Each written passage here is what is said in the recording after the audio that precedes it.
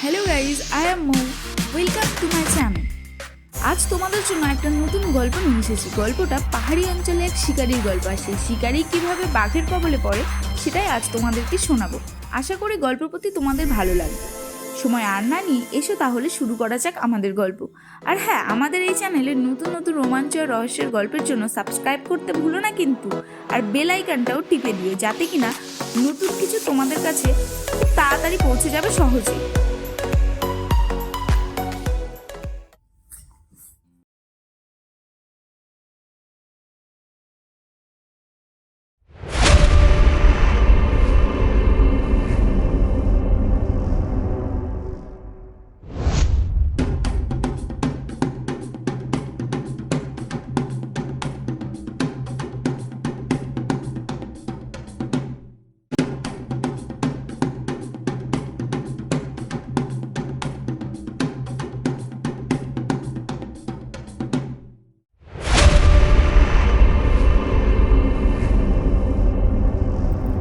পূবের পাহাড়টার উপর দাঁড়িয়ে রাকেশ চারিদিকে চাইল। রোদ উঠে গেছে। আদিগন্ত কুয়াশার মাকড়সার জাল ছিন্ন বিচ্ছিন্ন করে ভুলুণ্ঠিত করে নরম সোনালি আভাস বনে, পাহাড়ে, কুলথি খেতে, সর্ষে খেতে ছড়িয়ে গেছে। একে রোদ বলে না, এ একরকমই স্বর্গীয় ভৈরবী অভিজ্ঞতা। এরকম সকালের সামনে দাঁড়ালে ভৈরবী শুদ্ধ ও কোমল পর্দাগুলি চোখের সামনে একটি গাঢ় কমলা রঙা ডালিয়ার পাপড়ির মতো এক এক করে খুলে যেতে থাকে। সুবল শুধলো, এবার ফিরবে? রাকেশ বলল না। ও বলল সেটা ভালো হবে।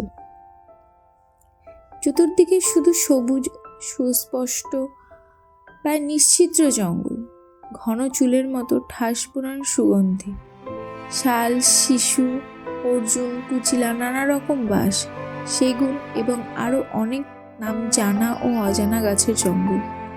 অনেক দূরে নিচে কতগুলো সেগুন গাছের আড়ালে ঘুমিয়ে থাকা বাঘমুন্ডা গ্রাম দেখা যাচ্ছে। ফরেস্ট বাংলোর সাদা দেওয়ালের পেছনের অংশটুকু দেখা যাচ্ছে শুধু। এই পাহাড়ের পা ছুঁয়ে চলে গেছে কুড়াপে যাওয়ার জঙ্গলি পথ। অন্য পথ গেছে পূর্ণাকোট।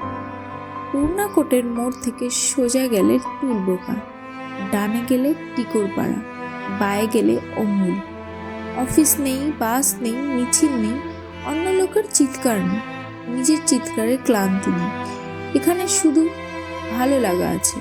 পলাতক কাকে বলে রাকেশ জানে না। যদি কেউ ওকে তা বলে বলুক, কিন্তু এই পালিয়ে আসার কোনো লজ্জা নেই। রাকেশ মাঝে মাঝে এরকম পালিয়ে আসে। সুবল সামনের পাহাড় ও উপত্যকার মাঝামাঝি জায়গায় কতগুলি বড় কালো পাথর, যেখানে একটার পর একটা সাজিয়ে রাখার মতো সেজে আছে, সেখানে এক ঝাঁক কুচিলা গাছের দিকে হাত দেখিয়ে বলল, ওই দিকে যেতে হবে।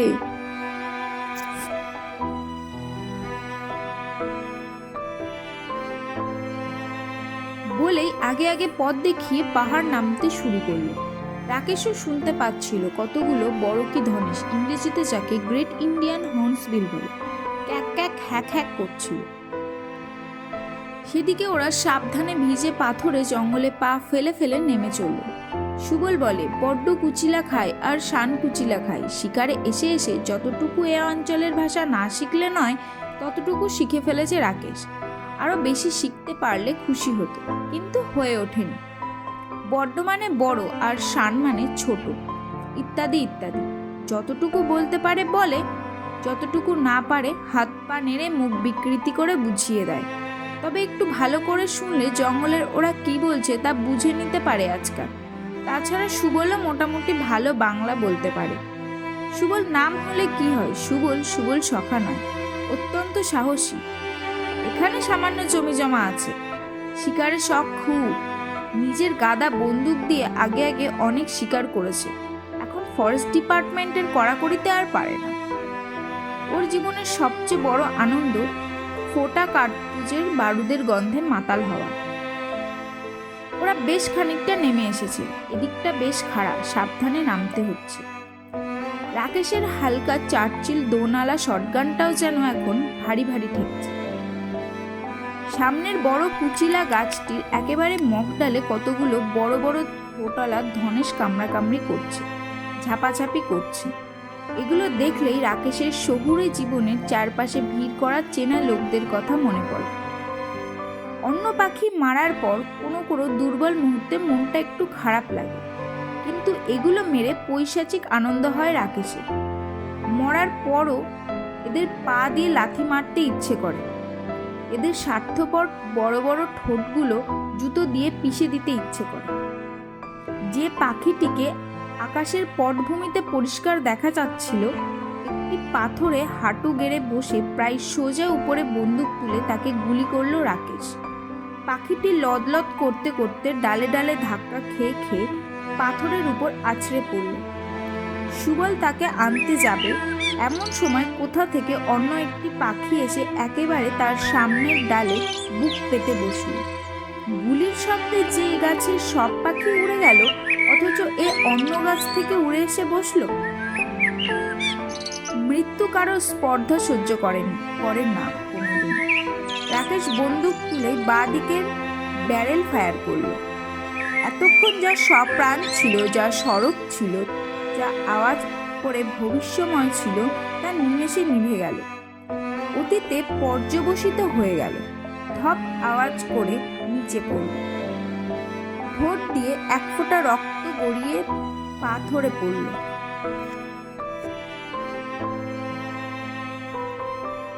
রাকেশ বন্দুকের ব্রিজটা খুলতেই ফোঁটা টোটাগুলি লাফিয়ে বেরোলো। বারুদের গন্ধ নাকে এলো। সুবল টোটাগুলি কুড়িয়ে নিল। যে কোনো সুস্থ স্বাভাবিক লোক হলে হয়তো এমন করতো না, কিন্তু রাকেশ এগিয়ে গিয়ে গল্ফ শু দিয়ে পাখিটিকে উল্টে দিল। ধনেশ চোখ বুজেই ছিল। রাকেশের মুখে কেমন এক অদ্ভুত অর্থহীন অস্বাভাবিক হিমেল হাসি ফুটে উঠল। এবার ওরা দুজনে পাহাড় বেয়ে নেমে বাঘমুন্ডা গ্রামের পেছনের জঙ্গলের পায়ে চলা সুরিপথ ধরে বাংলোর দিকে আসতে লাগলো। পথের ভারী লাল ধুলো শিশিরে ভিজে ফ্যাকাশে দেখাচ্ছে। বাঁশপাতা থেকে সোদা সোদা গন্ধ বেরুচ্ছে। কতগুলি টুকলি পাখি টাকুরটুসি করে ছোট ছোট পিয়াশালের চারায় চারায় কি এক উচ্চারিত প্রাণভরা আনন্দে ডানা ফরফরিয়ে উড়ে বেড়াচ্ছে। পথের ধুলোয় একটি বড় চিতার হেঁটে যাওয়ার দাগ দেখা যাচ্ছে। পথ ধরে বরাবর সেও বাংলোর দিকেই হেঁটে গেছে, খুব সম্ভব শেষ রাতে। একদল ঘুঘু গিন্নি জামরঙের ওপর সাদা ফুটকি ফুটকি বালাপোষ মুড়ে কুলথি ক্ষেতের মাঝে একটি কালো কলা গাছের পাতায় সারি বেঁধে বসে ঘুম ভাঙানোর নরম নুপুর বাজিয়ে চলেছে। ঘুঘুর ঘু ঘুঘুর ঘু ঘুঘুর ঘু ঘুঘুর ঘু। ওরা বাংলোর হাতায় ঢুকে পড়ল। পিছন দিক দিয়ে বাংলোটি প্রদক্ষিণ করে সামনে গেল। শ্রুতি ঘুম ভেঙে উঠে বাংলোর হাতায় পায়চারি করছিল। অর্জুনকে দেখা গেল না। রাকেশ পৌঁছেই বলল, চা কোথায়? ঠান্ডায় জমে গেছি। শ্রুতি বলল, একদম রেডি। পরক্ষণেই পাখিগুলোর দিকে নজর পড়তেই চোখ বড় বড় করে বলল, ওগুলো কি পাখি রাকেশ দা? সুবল উত্তরে বলল, কুচিলা খায়। শ্রুতি বলল, কি খায়? রাকেশ হেসে বলল, খায়। শ্রুতি গলা নামিয়ে বলল, আপনার অসভ্যতা কবে যাবে বলতে পারেন? রাকেশ বলল, জীবনে না। তারপর বলল, পাখিগুলো ধনেশ পাখি। এর তেলে অবাধ্য বাতও সারে। তোমার বাত সারাবার জন্য নিয়ে এলাম। শ্রুতি বলল, আমার বাত নেই। বাত আছে, তোমার হৃৎপিণ্ডে বাত আছে। হৃদয় চালনার জন্যে তোমার ধনেশের চর্বি প্রলেপ প্রয়োজন। শ্রুতি উত্তর না দিয়ে সুবলকে বলল, কি করে মারলে সুবল? সুবল বলল, সে বাবু মেরেছেন। শ্রুতি বলল, বাবু পাখি ছাড়া আর কি মারবে? তা তো জানি, কিন্তু মারা হলো কি করে?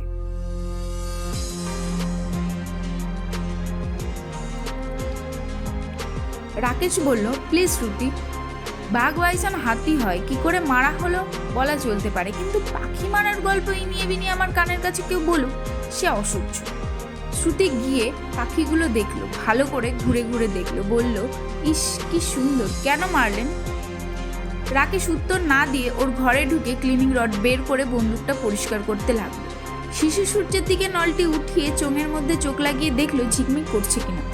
সুবল পাখি দুটো নিয়ে বাবুর্চিখানার দিকে চলে গেল। শ্রুতি সুবলকে দিয়ে বলে পাঠালো, রাজু আরুকে বলো চা নিয়ে আসবে। রাকেশ শুধলো, তুমি চা খাওনি এখনো? না। কেন না? তোমাকে তো প্রথম দিনই বলেছি যে শিকারে বেরোলে ফেরার কোনো ঠিক থাকে না, তা বলে তুমি আমার জন্য বসে থাকবে? শ্রুতি বলল, সে আমি বুঝবো। আপনি শিকারে নিয়ে এসেছেন বলে কি আমার ব্যক্তি স্বাধীনতাও নেই? রাকেশ বন্দুকটাকে ঘরে নিয়ে গিয়ে গান র্যাকে রাখতে রাখতে বলল, কি আমার ব্যক্তি রে? তারপরে বাইরে এসে রোদে হাসমোহানা ঝোপের পাশে বেতের চেয়ারটা টেনে বসে টোব্যাকোর পাউচ বের করে পাইপটা ভরতে লাগলো। তারপর শুধলো, অর্জুন কি কাল রাতেও? শ্রুতি বলল, বলবেন না ওসব কথা, আমার শুনলেই মেজাজ গরম হয়ে যায়। জীবনকে পরিমিতভাবে প্রতিদিন উপভোগ করার নামই ভালো লাগা, অথচ সে কথা কে বোঝে? খাওয়ার পরেই তো আপনি শুতে গেলেন। তারপর ও প্রায় 1 ঘন্টা বসে বসে বোতলটি শেষ করেছে। কেন, আপনি শুনতে পাননি কিছু? রাকেশ বোধহয় অন্যমনস্ক হয়ে পড়েছিল, বলল, না। আমি খাওয়ার টেবিল থেকে উঠে জামা কাপড় ছেড়ে বাথরুমে গিয়ে শুয়ে পড়েছিলাম। শ্রুতি বলল, তাই? রাকেশ অর্জুনের কথা ভাবছিল। শ্রুতির মতো মেয়ে যাকে ভালোবেসে বিয়ে করলো, সে কেন এমন করে? সে কেন এমন হয়? ও বোধহয় ভাবে ওর জীবন ফুরিয়ে আসছে, টাইম ইজ রানিং আউট। কিন্তু ওই যদি তা ভাবে, তাহলে রাকেশ কি ভাববে? রাজু আরও চা নিয়ে এসে বেতের টেবিলে রাখলে শ্রুতি বলল, চাটা একটু ভিজুক, দেখি আর একবার চেষ্টা করে ওঠাতে পারি কিনা। বলে শ্রুতি উঠে নুড়ি মারিয়ে ঘরে গেল। ঘরে গিয়ে কি বললো শোনা গেল না, শুধু অর্জুনের রাগ রাগ গলা শোনা গেল, প্লিজ আমাকে ডিস্টার্ব করো না। শ্রুতি ফিরে এলো। রাকেশের মন হলো ও অপ্রতিভ বোধ করছে। রাকেশ মুখ নিচু করে পাইপটি ভরতে লাগলো। শ্রুতি টিগোজিটি তুলে নিয়ে বড় চামচে নেড়ে কেটলিতে চায়ের পাতাগুলো নাড়তে লাগলো। তারপর অন্যদিকে মুখ ফিরিয়ে বলল, আপনি আমাকে দেখে মনে মনে হাসেন না রাকেশদা? রাকেশ চকিতে ব্যথিত মুখ তুলে বলল, কেন? তুমি কি আমাকে এতদিন এই বুঝেছো শ্রুতি? আমার গর্ব আছে যে তোমাকে আমার মতো করে এ জন্মে আর কেউ বোঝেনি। তোমাকে আমি দেখি, বুঝি, এবং তাতে তোমার প্রতি আমার ভালো লাগাটুকুই শুধু বাড়ে। তোমাকে ভুল বুঝেছি এমন তো কখনো হয়নি। দেশলাই জেলে রাকেশ পাইপটা ধরালো। বলল, তুমি আমার কাছে কখনো শুকনো মুখে আসবে না। তোমার শুকনো মুখ দেখলে আমার ভীষণ খারাপ লাগে। শ্রুতি কথা না বলে পেয়ালায় চা ঢালতে লাগলো। তারপর 1 চামচ চিনি এবং সামান্য দুধ মিশিয়ে পেয়ালাটি রাকেশের হাতে এগিয়ে দিল। রাকেশ নিচু হয়ে পেয়ালাটি নিল। শ্রুতি বলল, রাকেশদা, ও কি, আপনার কপালের দুপাশে যে অনেক চুল পেকে গেছে। রাকেশ হেসে বলল, কি করব, গেছে, বুড়ো হয়ে যাচ্ছি। শ্রুতি বলল, সে কথা নয়, তবে দেখতে ভালো লাগে না। কিছু করার নেই, রুমনি বেঁচে থাকতে এ নিয়ে রোজ চেঁচামেচি করত। রোজ সকালে সন্না নিয়ে আমার চুলের কল্যাণে লাগতো। তাতে আমার যা যন্ত্রণা হতো তার চেয়ে বার্ধক্যের যন্ত্রণা অনেক ভালো ছিল।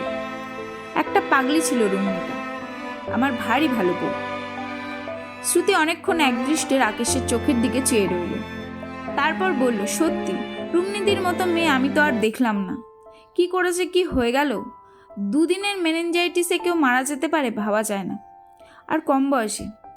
রাকেশ বলল, থাক ওসব কথা শ্রুতি, সব প্রিকন্ডিশন।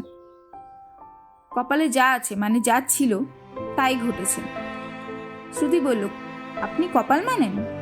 রাকেশ বলল, নিশ্চয়ই মানি। কপাল না মেনে উপায় আছে? কপাল না মানলে আমার এত দীর্ঘশ্বাস এই কপালের দোহাই দিয়ে তাড়িয়ে দিলাম কি করে?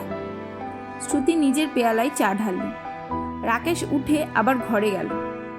ঘরে গিয়ে 475 ডাবল ব্যারেল রাইফেলটি নিয়ে এসে ফ্লানেল দিয়ে মুছতে লাগলো। শ্রুতি বলল, আমি কেবল আপনার বন্দুক রাইফেলের যত্ন দেখি আর ভাবি, আমাকে যদি কেউ এমন যত্ন করতো। ঠাট্টা নয়, সেনাবাহিনীতে একটি কথা চালু আছে জানো, ওরা বলে, you must keep your rifle as you keep your wife. সত্যি সত্যি। ওরা চা খাচ্ছিল চুপচাপ। এমন সময় স্লিপিং স্যুট পরেই গায়ে একটি কম্বল জড়িয়ে অর্জুন তেতুর চোখে উঠে এসে বারান্দায় দাঁড়ালো। পাতলা ছিপছিপে চেহারা, মাজা মাজা রং, বেশ বুদ্ধিমান মুখ, 2টি বড় বড় অভিব্যক্তিময় চোখ। বলল, বাহ রাকেশদা, আমাকে ফেলেই চা খাওয়া হয়ে গেল। রাকেশ বলল, এসো এসো, এখানে চলে এসো, সবে 1 কাপ খেয়েছি। অর্জুন বাথরুম স্লিপার পায়ে গলিয়ে কম্বল সমেত এসে চেয়ারে বসলো। শ্রুতি বলল, ও কি, কম্বল গায়ে কাঠিহারের কুলির মতো ঘোরার কি মানে হয়? কি আরাম, বলে দুষ্টুমি করে অর্জুন শ্রুতির দিকে চাইল। এই জন্যই রাকেশের ভালো লাগে অর্জুনকে। হুইস্কি টুইস্কির ব্যাপারে একটু বাড়াবাড়ি করে হয়তো, তাও মনে হয় বাইরে টাইরে এসেই করে, জানে না। নইলে ছেলেটি ভারী বুদ্ধিমান এবং সোজা টাইপের, মনে মনে একেবারে সাদামাঠা, 10 বছরের ছেলের মতো সরল। অর্জুন শুধলো, কি শিকার হলো? শ্রুতি উত্তর দিল, ধনেশ পাখি, তোমার বাতের চিকিৎসা হবে। বড় বড় চোখ করে অর্জুন বললে, সিরিয়াসলি? তুমি বুঝি রাকেশ দাকে মারতে বলেছিলে? বাঁচালে। রাতে বাপায়ের হাঁটুটা যা কনকন করে না, কোমরটাও বোধহয় গেটে বাত হয়েছে। বলেই শ্রুতির দিকে চাইলো ওকে রাগাবার জন্য। শ্রুতি চোখে আগুন জেলে বলল, আরো অনেক কিছু হবে। এখনই কি? অর্জুন তবু একটুও না রেগে বলল, দাও চা দাও। অর্জুনকে চা ঢেলে দিয়ে শ্রুতি বলল, রাকেশ দা এলা চিঠি লিখেছে। কাল রাতে ফরেস্টার বাবু টিকরপাড়া থেকে নিয়ে এসেছিলেন, আজ সকালে দিয়ে গেছেন। রাকেশ রাইফেলের সেফটি ক্যাচটাই তেল দিতে দিতে বলল, কি লিখেছে পড়ো না। শ্রুতি এক দৌড়ে খাবার ঘর থেকে চিঠিটা নিয়ে এলো। আগের থেকে শ্রুতি সামান্য রোগা হয়েছে। পেছন থেকে আচমকা চাইলে ওকে হঠাৎ রুমি বলে ভুল হয়। শ্রুতি চিঠিটা এনে খাম খুলে পড়তে লাগলো। শোনা বাবা, তুমি কি কি স্বীকার করলে কিচ্ছু লেখনি। বুঝতে পারছি তোমরা যেখানে আছো সেখান থেকে চিঠি এখানে আসতে অনেক দিন লাগে, তাই তোমার ওপর রাগ করিনি দেরি করে চিঠি দিয়েছো বলে। তুমি আর হরিণ টরিণ মারোনি তো? হরিণ মারলে তোমার সঙ্গে আর কথা বলবো না। তোমার চিঠি পড়ে বুঝতে পারছি বাঘমুন্ডা জায়গাটা কত সুন্দর। এবার গরমের ছুটিতে তোমার সঙ্গে কোনো জঙ্গলে যাব। আমার জঙ্গল পাহাড় খুব ভালো লাগে জানো বাবা। অর্জুন বলল, বাপ কা বেটি। রাকেশ নিঃশব্দে হাসলো। শ্রুতি একটু হাসলো না, বলল, চিঠিটা শেষ করতে দাও। বলেই চিঠিটা পড়তে আরম্ভ করেই হঠাৎ থেমে গেল। ওর মুখ দেখে মনে হলো ও খুব বিব্রত বোধ করছে, খুব এম্বারেসড হয়েছে। রাকেশ বলল, কি হলো পড়ো শ্রুতি। শ্রুতি বলল, এলা একটা পাগলি মেয়ে, ও আপনার জন্য খুব ভাবে না রাকেশ দা। রাকেশ বলল, তা ভাবে, এখন ওই তো আমার গার্জেন। অধৈর্য গলায় অর্জুন বলল, পড়ো না কি লিখেছে তারপর। শ্রুতি আবার চিঠিটি তুলে নিল বিব্রত হাতে, বলল, লিখেছে শ্রুতি মাসি তোমার সঙ্গে রয়েছে, তাই তোমার নিশ্চয়ই কোনো কষ্ট হচ্ছে না। তারপর থেমে থেমে পড়তে লাগলো, শ্রুতি মাসি তোমাকে খুব ভালোবাসে আমি জানি, তুমিও শ্রুতি মাসিকে খুব ভালোবাসো তাই না বাবা? শ্রুতি মাসিকে আমার চেয়ে বেশি ভালোবাসলে কিন্তু তোমার সঙ্গে ঝগড়া করব বাবা। আমাদের স্কুলে সেদিন ফেট হলো, আমি খুব মজা করলাম। এয়ার গানের একটা স্টল ছিল, তাতে যতগুলো প্রাইজ ছিল তার প্রায় অর্ধেক আমিই পেয়েছি, একটা শেভিং সেটও পেয়েছি। বলো বাবা, আমার কি দাঁড়িয়ে আছে? তাই তুমি এলে তোমাকে দেব বলে রেখে দিয়েছি। আজকে থামলাম, তুমি আমার আব্বা নিও। শ্রুতি মাসিকে আমার হয়ে একটা আব্বা দিও। অর্জুন মেশোকে আমার কথা বলো, ইতি তোমার এলাবুড়ি।